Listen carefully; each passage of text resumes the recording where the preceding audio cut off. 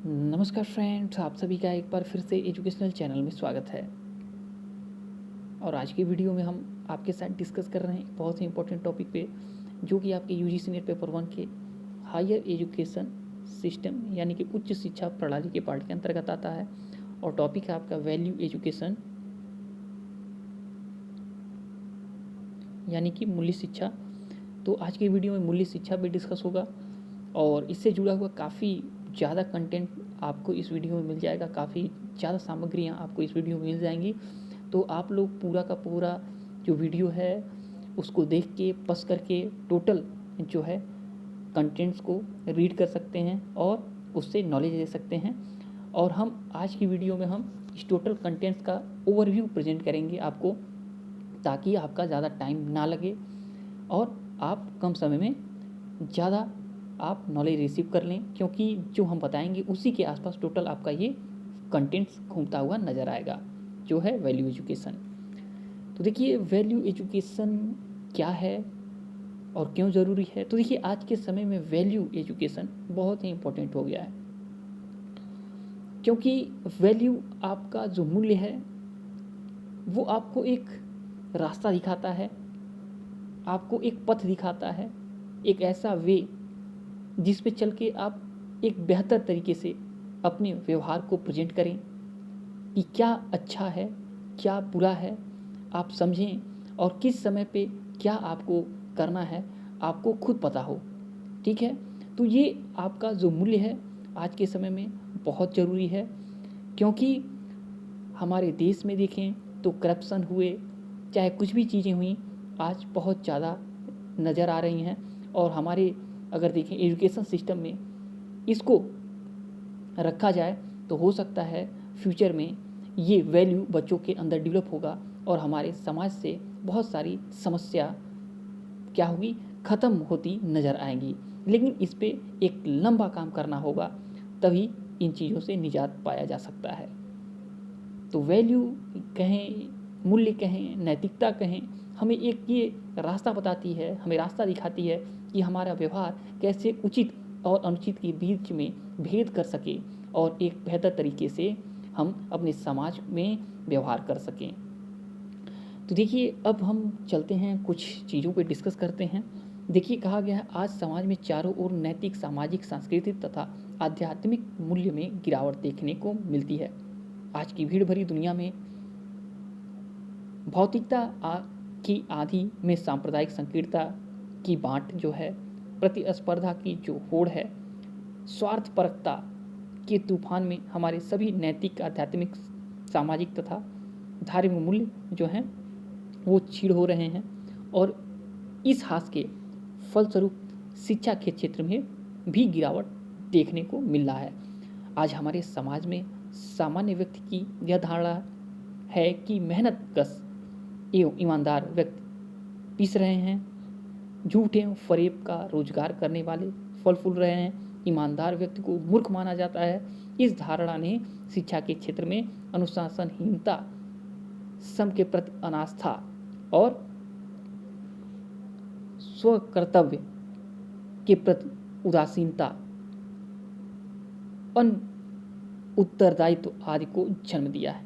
ठीक है, तो यहाँ पे कहा जा रहा है कि जो हमारा ये मूल्यों का ह्रास हो रहा है, उससे क्या हो रहा है कि समाज में जो है ऐसे चीज़ें आपको दिखाई देंगी जिससे कि हमें परेशानियों को फेस करना पड़ रहा है। जैसे कि अगर देखें तो अनुशासनहीनता बढ़ती जा रही है अगर हमारा मूल्य क्या ह्रास हो रहा है तो, यानी कि हम उचित चीज़ें नहीं कर रहे हैं, हम उचित जो है वो व्यवहार नहीं कर रहे हैं, हम शॉर्टकट को अपनाना चाहते हैं। तो कोई भी हम लाइन क्रॉस कर सकते हैं, उसके लिए हमारे लिए कोई क्राइटेरिया नहीं होगा, हम क्राइटेरिया के बाहर निकल के कोई चीज़ पूरा कर सकते हैं, हम किसी नियम कानून को नहीं मानेंगे। तो ये अनुशासनहीनता को जन्म दे रहा है अगर इसका ह्रास होगा। और श्रम के प्रति अनास्था, यानी कि हम श्रम और बेहतर कर्म करने से पीछे हट रहे हैं। हमें क्या जल्दी से जल्दी अनैतिक क्रियाओं के द्वारा भी चीज़ें प्राप्त हो जाएं, हम उसके प्रति बहुत ज़्यादा इच्छित हो चुके हैं और हम अपना व्यवहार क्या किए हैं, परिवर्तन कर लिए हैं और जो हमारे लिए बेहतर नहीं है। हमारा जो कर्तव्य है, जो सेल्फ है, उसको हम पूरा नहीं कर रहे हैं, उसके प्रति हम क्या हुए हैं, उदासीन हो चुके हैं। हमारा जो उत्तरदायित्व है उसको हम पूरा नहीं कर रहे हैं, हम अनुत्तरदायित्व की ओर जा रहे हैं। तो ये आपका जो वैल्यू है, अगर इसका ह्रास हो रहा है, ये छिड़ हो रहा है, तो हमें इन सब चीज़ों को देखते हुए रहना पड़ेगा, अपने समाज में चलना पड़ेगा। तो ये है आपका वैल्यू में ह्रास होने के प्रॉब्लम।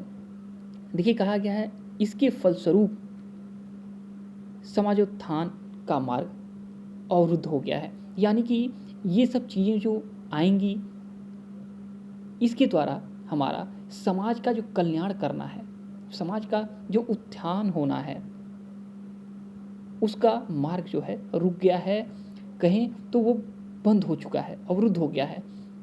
अतः आज की विसंगतियों में समाज तथा उसके प्रत्येक सदस्य का दायित्व हो जाता है कि वह मूल्यों के विकास पर बल दे, क्योंकि मूल्य विहीन राजनीति एवं शिक्षा विनाश की ओर ले जाएगी, न कि विकास की ओर। ठीक है, तो जब हमारा मूल्य क्या होगा, विकसित नहीं होगा, डेवलप नहीं होगा और वो गिरता चला जाएगा, तो हम नैतिकता की ओर से हटते हुए अनैतिकता की ओर बढ़ जाएंगे, हम गलत काम करने लगेंगे, हम भ्रष्टाचारी बन जाएंगे, हम अपने देश के प्रति, अपने समाज के प्रति, परिवार के प्रति भी उदासीन हो जाएंगे।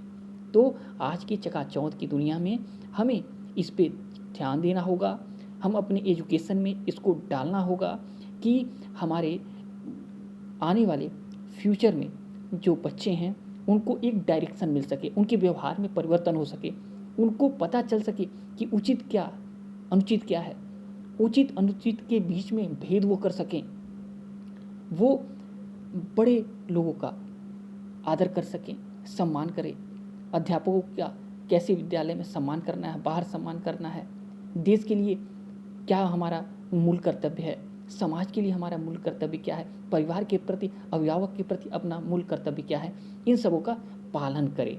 ठीक है, तो ये मूल्य का ही काम है जो एक छात्र के व्यवहार को क्या करेगा, बदलेगा या उसको कंट्रोल करेगा अनियंत्रित होने से। तो चलिए आगे देखते हैं।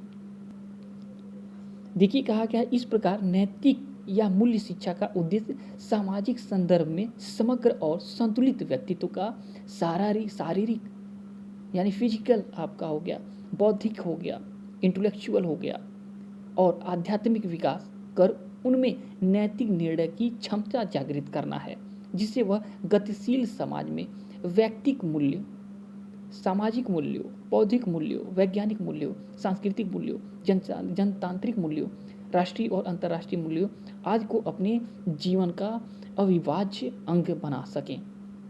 तो कहा जा रहा है कि इस प्रकार नैतिक या मूल्य शिक्षा का उद्देश्य है कि हमारे सामाजिक संदर्भ में समग्र संतुलित यानी कि संतुलित रूप से व्यक्ति अपना शारीरिक, बौद्धिक, आध्यात्मिक जो ये एरिया हैं, इन सभी एरिया को क्या करे, डेवलप करे और उसमें नैतिक निर्णय लेने की क्षमता जागृत करे। वो निर्णय जो हमें बेहतर की ओर ले जाएगी, जो हमारे समाज को क्या करेगी, आगे की ओर ले जाएगी, उत्थान की ओर ले जाएगी, हमें अनैतिक से नैतिक की ओर ले जाएगी, हमारे कर्तव्यों को क्या करेगी, पूरा करने में सहायक करेगी।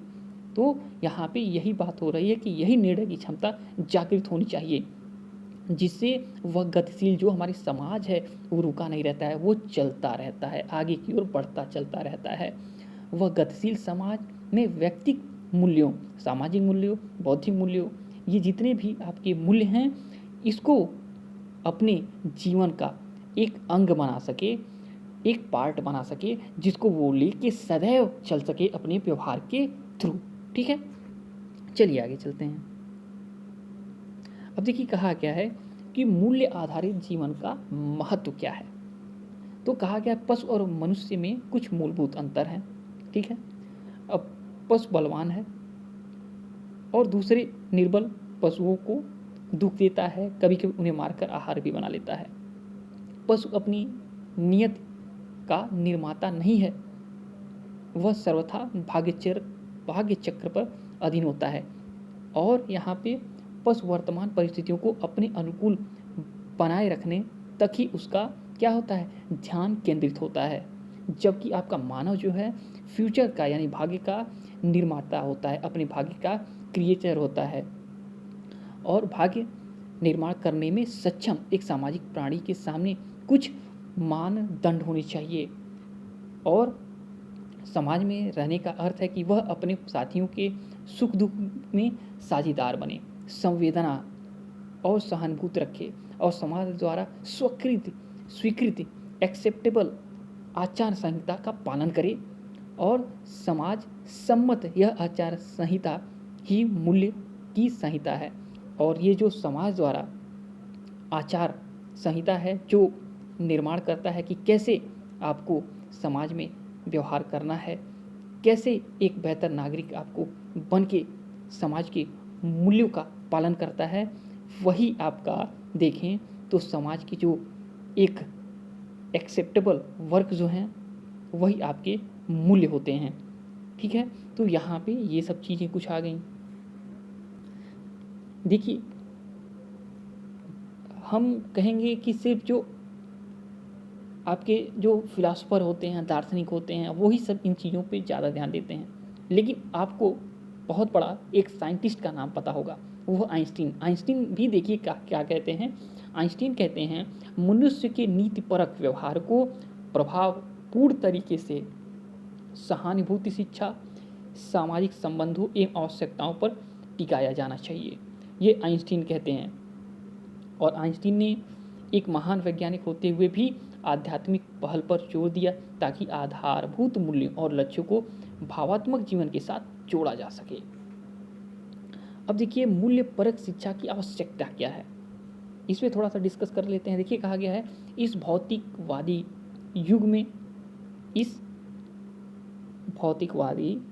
युग में आध्यात्मिक और नैतिक मूल्य छिन्न भिन्न हो गए हैं। धन, पूंजी और संपत्ति ही मनुष्य का गॉड बन गया है, देवता बन गया है। समाज में व्यक्ति और व्यक्ति के बीच सारे रागात्मक संबंध छिन्न भिन्न हो गए हैं। ये रागात्मक संबंध यानी कि जो प्रेम है जो हमारे बीच होता था वो खत्म होते हुए मधुर संबंध जो टूटते हुए नजर आ रहे हैं। और स्त्री पुरुष के बीच, पति पत्नी के बीच, भाई भाई के बीच, पिता पुत्र के बीच और शासक और शासित के बीच संबंध सूत्र देखें तो क्रैक हो चुके हैं, टूट चुके हैं। और भौतिकता में भ्रमजाल में पड़ा हुआ समाज कराह रहा है। सभ्यता और संस्कृति का मुखौटा चढ़ाकर आज का मनुष्य दुनिया को ही नहीं स्वयं को भी छलता है। इस युग को हम घोर मूल्यहीनता का युग कह सकते हैं, मूल्यों के संकट का युग कह सकते हैं। तो ये मूल्य परक शिक्षा की आवश्यकता इसीलिए है कि ये जो हमारे मूल्यों का ह्रास हो रहा है, तो ये सब चीज़ें जो हैं अनैतिक बनती जा रही हैं। हम कहीं और शिक्षा लेने के साथ हमें आगे बढ़ना था, लेकिन हमारे लोभ ने हमें कहीं और लेते चला गया और लोभ के कारण हम गलत डायरेक्शन में चलते जा रहे हैं। हमारे व्यवहार का निर्माण अलग तरीके से होता जा रहा है। तो इसलिए हमें मूल्यों की ओर लौटना पड़ेगा, हमारे कर्तव्य जो हैं मूल उसकी ओर लौटना पड़ेगा। ये मूल्य शिक्षा की आवश्यकता इसीलिए जरूरी हो जा रही है। देखिए कहा गया है कि इस युग में तथाकथित व्यक्ति मूल्यों में घोर स्खलन हुआ है। आज मनुष्य में सत्य और प्रेम नहीं, झूठ और घृणा है। धैर्य और सहनशीलता नहीं, अधैर्य और असहनशीलता है। त्याग और अनासक्ति नहीं, भोग और अशाक्ति है। तो ये सब चीज़ें अगर देखेंगी तो आप देखेंगे तो आपको टोटल यही दिखाई देगा कि हमें जो करना चाहिए एक बेहतर मनुष्य होने के लिए वो हम नहीं कर रहे हैं। तो इसी के लिए नैतिक एजुकेशन इम्पोर्टेंट है कि हमारे आपस में जो है वो संबंध बेहतर बने रहें। हमारा कर्तव्य जो है अपने समाज के लिए, अपने परिवार के लिए, अपने देश के लिए, अपने प्रदेश के लिए वो जो नियम है उसका हम पालन कर सकें, उसको बेहतर करते हुए हम आगे बढ़ते चलें। यही हमारा मूल कर्तव्य है, यही हमारा क्या है, हमारा वैल्यू है, यही हमें सीखना और सिखाना है। तो देखिए यहाँ पे बहुत सारे कंटेंट्स हैं, आप पढ़ते जाएंगे और आपको ये चीज़ें दिखती जाएंगी कि जो हम डिस्कस कर रहे हैं वही टोटल कंटेंट्स में दिखेगा। अब देखिए मूल्य शिक्षा की अवधारणा यहाँ पे प्रस्तुत की गई है। कंसेप्ट क्या है आपका वैल्यू एजुकेशन का? देखिए कहा गया मूल्य अभिवृत्तियाँ तथा आदर्श हमारे व्यवहार को निर्देशित तथा नियंत्रित करते हैं।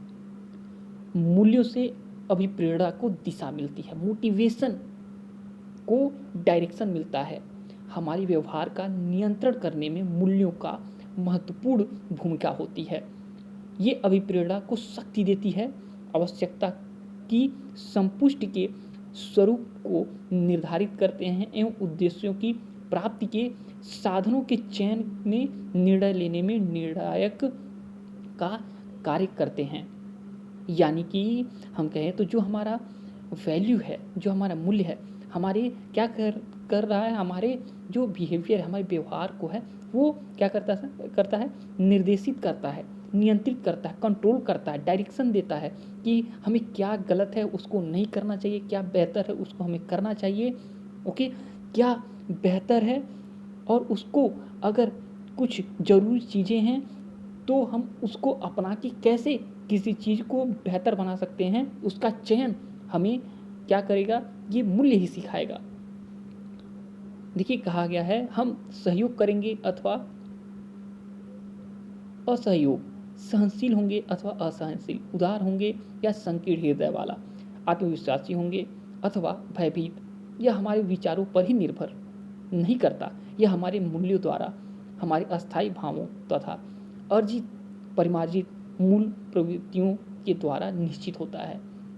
तो देखिए वैल्यू पे इफ़ेक्ट जो है देखें तो आपके फैमिली का भी पड़ता है, आपके कल्चर का भी पड़ता है, आपका रिलीजन का भी पड़ता है, आपका कम्युनिटी का भी पड़ता है। याद रखिएगा वैल्यू आपकी इनर होती है, लेकिन डेवलप देखें तो आपके फैमिली से, आपके कल्चर से, इन सभी से ये आगे डेवलप होती है।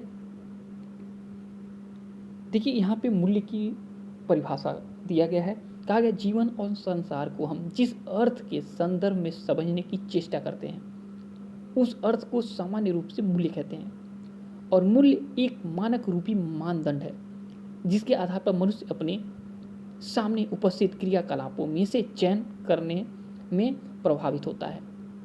और मूल्य एक सामान्य और अमूर्त गुण है जो किसी चीज़ में निहित होता है और उसके महत्व या गुरुत्व की ओर संकेत करता है।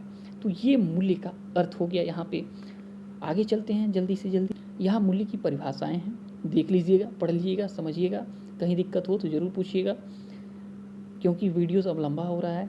अब यहाँ पे मूल्य का वर्गीकरण जो किया गया है, मूल्य क्या हैं, तो अभय हुआ, अहिंसा हुआ, अपग्रह हो गया, अस्तेय हो गया, आदर भाव हो गया, आज्ञा पालन हो गया, आत्मविश्वास हो गया, आपका इंद्रिय दमन हो गया, ईमानदारी हो गया, उत्तरदायित्व हो गया। ये सभी चीज़ें जो हैं ये आपके मूल्य के रूप में दिखाई देती हैं। तो ये देख सकते हैं।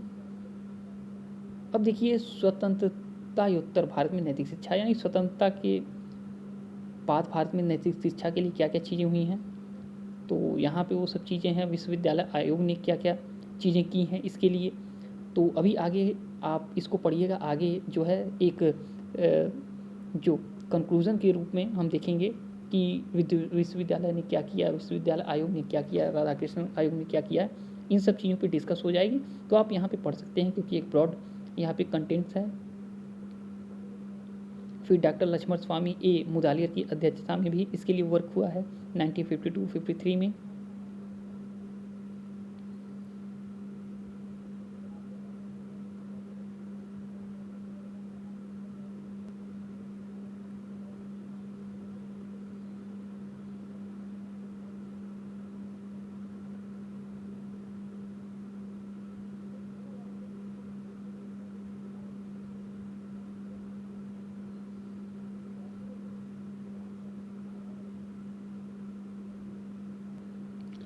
तो यहाँ पे देखिए वैल्यू एजुकेशन के लिए क्या क्या चीज़ें की गई। देखिए सामूहिक गीत के लिए कुछ मिनटों के लिए प्रार्थना सभा का आयोजन होना चाहिए जिससे कि हमारा वैल्यू बेहतर होगा। ये एजुकेशन के पॉइंट ऑफ व्यू से जो काम किए गए। भाषा शिक्षण में धर्मोपदेशकों और उपदेशों पर सरल और रुचिपूर्ण कहानियाँ होनी चाहिए। दृश्य श्रव्य सामग्री से बच्चों की रुचि होनी चाहिए। विद्यालय में शैक्षिक कार्यक्रम में नैतिक शिक्षा के लिए 2 कालांश अलग से निर्धारित होनी चाहिए। विद्यालय कार्यक्रम में सेवा भावना और श्रम की पूंजी की भावना छात्र में विकसित होनी चाहिए। तो ये सब जो चीज़ें हैं इसके द्वारा वैल्यू को एजुकेशन में ग्रो कराने का काम किया गया। देखिए माध्यमिक शिक्षा के क्षेत्र में धार्मिक और आध्यात्मिक प्रशिक्षण समिति 1952 ने भी सुझाव दिए। यहाँ पे कहा गया प्रार्थना सभा में 2 मिनट का मौन और उसके पश्चात धर्म ग्रंथ और विश्व के महान साहित्य पर वार्ता और सामूहिक गायन किया जाए। सामाजिक और इतिहास के विश्व के धर्मों के मुख्य जो उपदेशकों को स्थान मिलना चाहिए। धर्मों के बारे में अवतरण और कथाएं होनी चाहिए। सप्ताह में कलांश नैतिक शिक्षण के लिए होनी चाहिए। नैतिक और आध्यात्मिक मूल्यों की शिक्षा के लिए वक्ताओं को बुलाया जाना चाहिए। अवकाश के दिनों में कक्षा में बाहर व्यवस्थित समाज सेवा कार्यक्रम अतिरिक्त पाठ्यक्रमों के अंतर्गत होनी चाहिए। वे श्रम के प्रति निष्ठा, मानवता के प्रति प्रेम, देश के भक्ति, अनुशासन जागृत करें। तो ये सब वर्क जो है मूल्य शिक्षा के लिए आपके एजुकेशन में क्या किया गया, इम्प्लीमेंट किया गया या सुझाव दिया गया, ये सब चीज़ें थीं।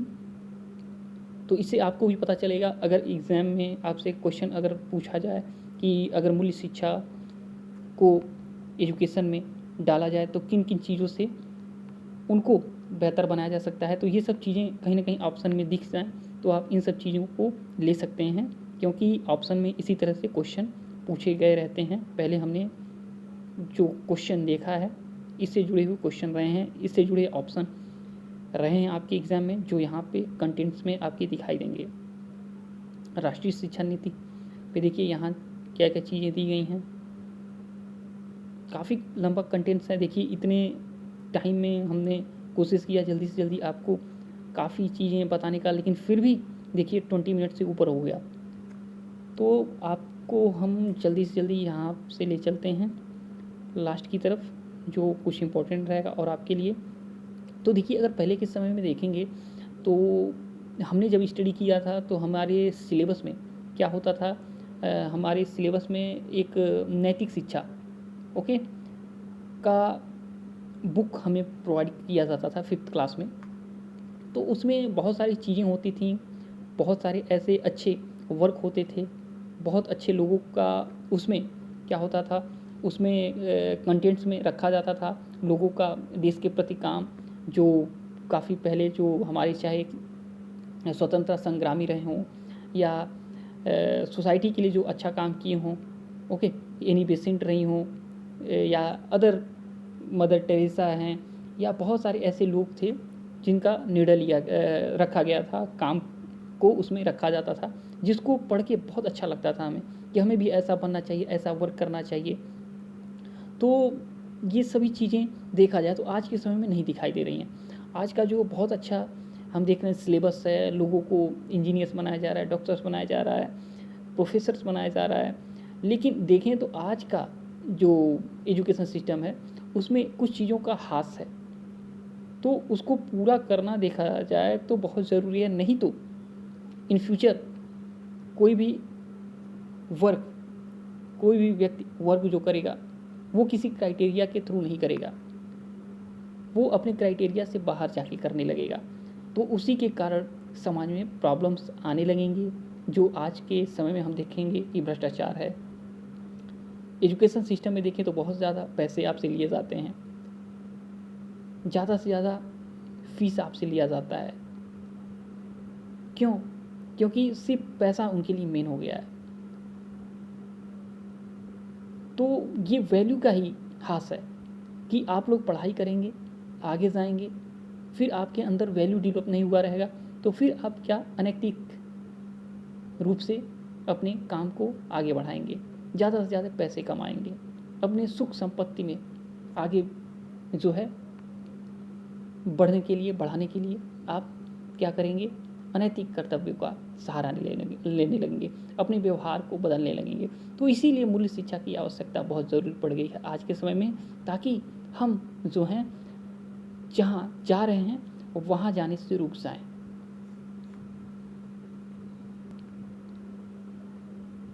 तो नैतिक शिक्षा देखें या वैल्यू एजुकेशन, यानी कि आपका इथिक्स हो गया, वैल्यूज़ हो गया, ये आपस में जुड़े हुए हैं और ये हमारे व्यवहार को एक देखें तो गाइड करने का काम करते हैं कि हम कैसे सही व्यवहार करें, हमारा जो नियम है उसका हम कैसे पालन करें।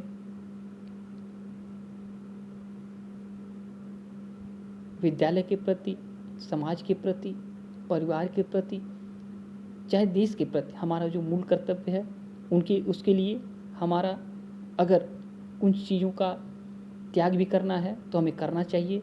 हमारा मूल्य यही चीज़ें सिखाती हैं, अगर हम मूल्य को समझें तो।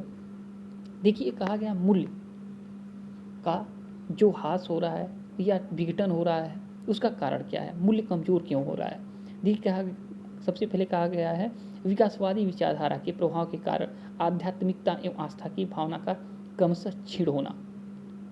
आधुनिक दर्शन एवं मनोविज्ञान के क्षेत्र में मार्क्सवाद, व्यक्तिवाद, अस्तित्ववाद, फ्रायडवाद, भौतिकतावाद का प्रचार प्रसार होना, तर्क एवं बौद्धिकता का आधिक्य होना, औद्योगिकरण, नगरीकरण एवं जनसंख्या विस्फोट का अधिक होना, ये सब चीज़ें हमारे वैल्यू को कमज़ोर कर रही हैं। राष्ट्र के कर्णधारों की करनी एवं कथनी में अंतर एवं उनमें मानवीय आदर्शों का अभाव होना, सामाजिक राजनीतिक जीवन में व्याप्त विघटनकारी प्रवृत्तियों का हावी होना, असुरक्षा की भावना का बढ़ना, ये सभी चीज़ें जो हैं आपके सामने दिखाई दे रही हैं, ये सब एक बहुत बड़ी कारण है आपके मूल्यों को क्षीण करने में।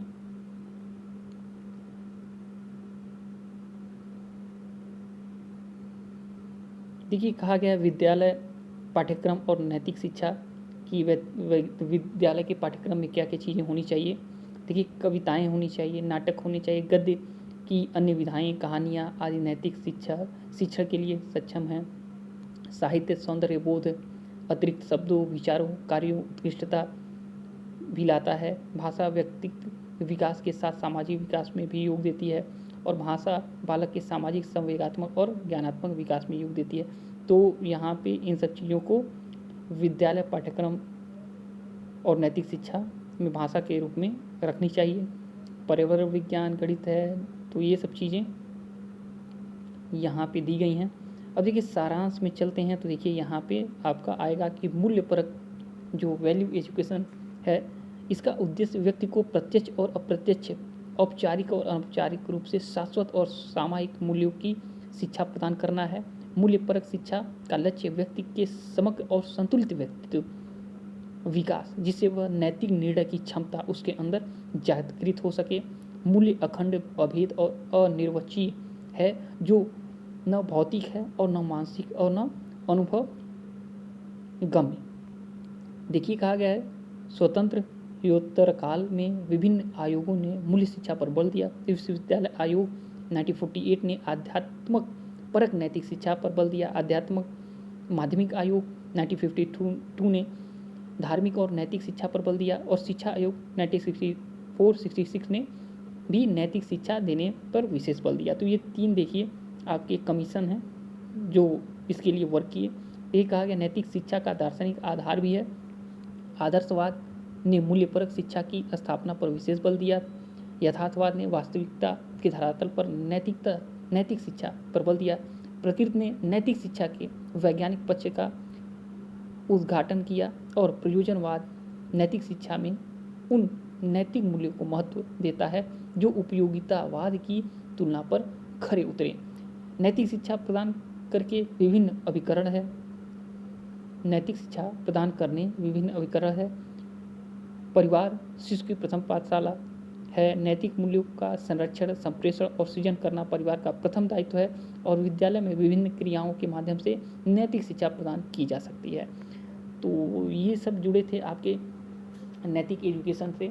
तो हमें समझ में देखें तो लास्ट में यही आया कि नैतिक एजुकेशन हमारे व्यवहार को सही डायरेक्शन देने का एक देखें तो एक व्यवस्था है जिसके द्वारा हम उचित अनुचित आपका क्रियाओं को देख के फर्क कर सकें कि हमें इन क्रियाओं में से किन क्रियाओं को चुनना है। अपने व्यवहार में हम कैसे इन्हें रखें जिससे कि हम आगे चल के हम बेहतर से बेहतर समाज का निर्माण भी कर सकें और समाज का सहयोग भी कर सकें और समाज में एक आइडियल के रूप में हम अपने को प्रस्तुत कर सकें। तो यहाँ पे देखें तो इसका अगर एग्जाम्पल लें तो बहुत सारे एग्जाम्पल निकलेंगे जिसका मतलब ख़त्म होना नामुमकिन होगा। तो अब इस टॉपिक को यहीं पे ख़त्म करते हैं क्योंकि आपका बहुत बड़ा वीडियो होता जा रहा है। तो चलिए आज की वीडियो में इतना ही, और इससे जुड़ा हुआ अगर कोई भी चीज़ें आपको पूछना हो तो आप पूछ सकते हैं कमेंट करके। और जब तक कि नेक्स्ट वीडियो नहीं लाते हैं तब तक के लिए thanks for watching education channel और आपका दिन बहुत बहुत शुभ।